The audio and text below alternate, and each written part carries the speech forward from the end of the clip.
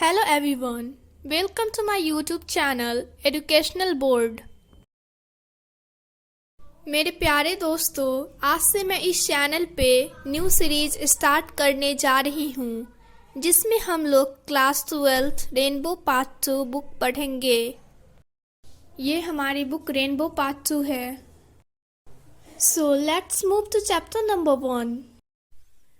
Chapter 1 Indian civilisation and culture means भारतीय सभ्यता और संस्कृति। यह चैप्टर एक ऐसे है जो कि भारतीय सभ्यता और संस्कृति को दर्शाता है। इस चैप्टर के लेखक महात्मा गांधी हैं। चैप्टर स्टार्ट होने से पहले इस पैराग्राफ में महात्मा गांधी के जिंदगी के कुछ इम्पोर्टेंट आर्टिकल्स और ऑटोबायोग्राफी के बारे में बताया गया है। So let's start. Mohandas Karamchand Gandhi 1869 to 1948। हम लोग जानते हैं महात्मा गांधी का पूरा नेम मोहनदास करमचंद गांधी है, जिनका जन्म 1869 में हुआ और इनकी मृत्यु 1948 में। पॉपुलरली नोन एज बापू और the father of the nation, इनको बापू और राष्ट्रपिता के नेम से जाना जाता है। was a more spiritual leader than a politician। ये एक राजनेता से बढ़कर स्पिरिचुअल लीडर थे, मीन्स एक राजनेता से बढ़कर आध्यात्मिक नेता थे। He successfully used truth and non-violence as the chief weapons against the British rule in India। इन्होंने भारत में ब्रिटिश शासन के खिलाफ जो मुख्य हथियार बनाया था वो था सच्चाई और अहिंसा। सच्चाई और अहिंसा जो थी इनकी मुख्य हथियार थी ब्रिटिश के खिलाफ में।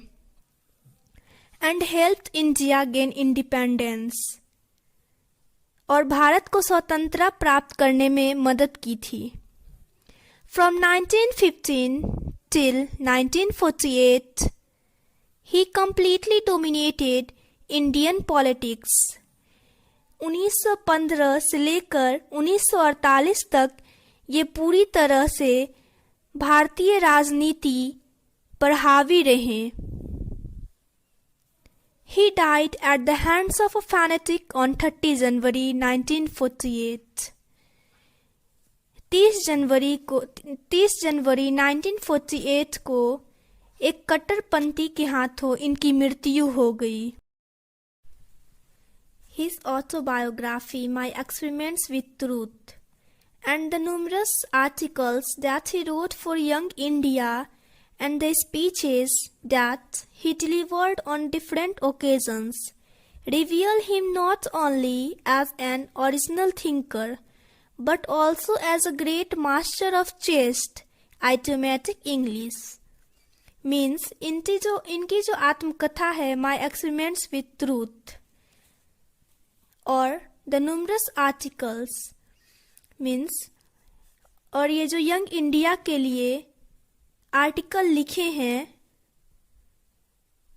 और जो डिफरेंट ओकेजन पे डिफरेंट अवसरों पे जो ये भाषण दिए हैं, इन सभी को सिर्फ एक मूल थिंकर के रूप में नहीं माना गया है but also as a great master of chaste idiomatic English. लेकिन एक मुहावरेदार इंग्लिश और महान गुरु के रूप में भी प्रकट किया गया है।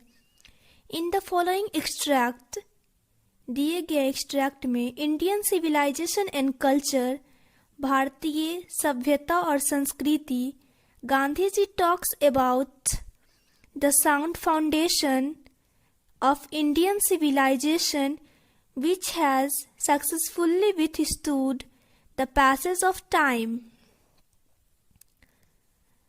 इंडियन सिविलाइजेशन और कल्चर मीन्स भारतीय सभ्यता और संस्कृति। गांधी जी भारतीय सभ्यता की ठोस नींव के बारे में बात करना चाहते हैं और बात कर रहे हैं। Which has successfully withstood the passage of time। जिसमें सब सफलतापूर्वक समय बिताने का सामना किया गया है। The Western civilization, which has the tendency to privilege materiality, cannot match the Indian civilization that elevates the moral being. Means पश्चिम सभ्यता जिसमें भौतिकता को विशेषाधिकार देने की प्रवृत्ति जो है वह भारतीय सभ्यता से मेल नहीं खा सकती है, जो नैतिक अस्तित्व को बढ़ाती है। So let's start. Indian civilization and culture. भारतीय सभ्यता और संस्कृति। Paragraph first. I believe that the civilization India has evolved is not to be beaten in the world. यहाँ पे महात्मा गांधी कह रहे हैं कि मुझे पूरा विश्वास है भारत ने जो सभ्यता विकसित की है उसे इस दुनिया में कोई भी मिटा नहीं सकता। Nothing can equal the seeds sown by our ancestor. हमारे पूर्वजों के द्वारा जो बीज बोए गए हैं उसके बराबरी में कोई नहीं है। Rome went, Greece shared the same fate. The might of the pharaohs was broken.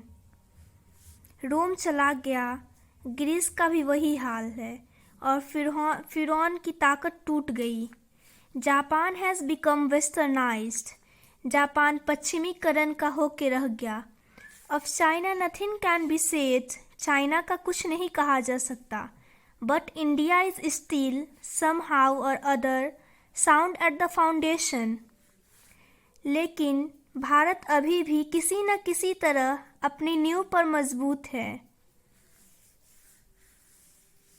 The people of Europe learned their lessons from the writings of the men of Greece or Rome, which exist no longer in their former glory. Europe के जो लोग हैं वह अपना सबक रोम और Greece के लोगों के द्वारा लिखे गए पे ले रहे हैं।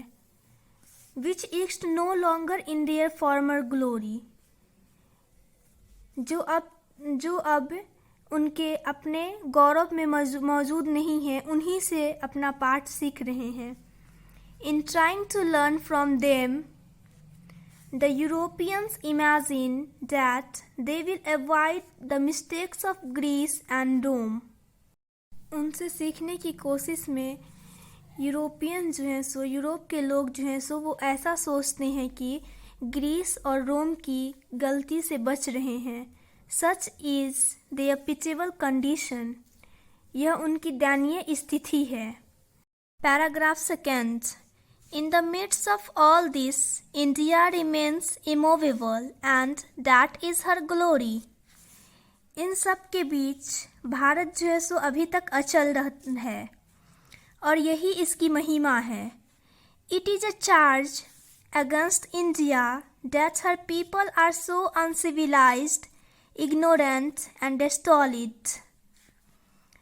ये भारत के खिलाफ एक आरोप है जो यहाँ के पीपल अनसिविलाइज्ड है, असभ्य है, अज्ञानी है और मूर्ख हैं। That it is not possible to induce them to adopt any changes. कि उन्हें किसी भी बदलाव को अपनाने के लिए उन्हें प्रेरित करना संभव नहीं है।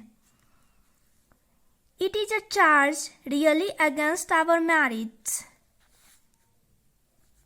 यह वास्तव में हमारी योग्यता के खिलाफ आरोप है।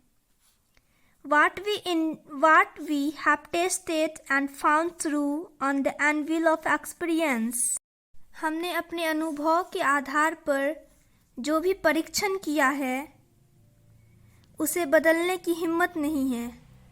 सच तो यही है कि हमने जो भी परीक्षण किया उसे बदलना नहीं चाहिए और बदलने की साहस नहीं है।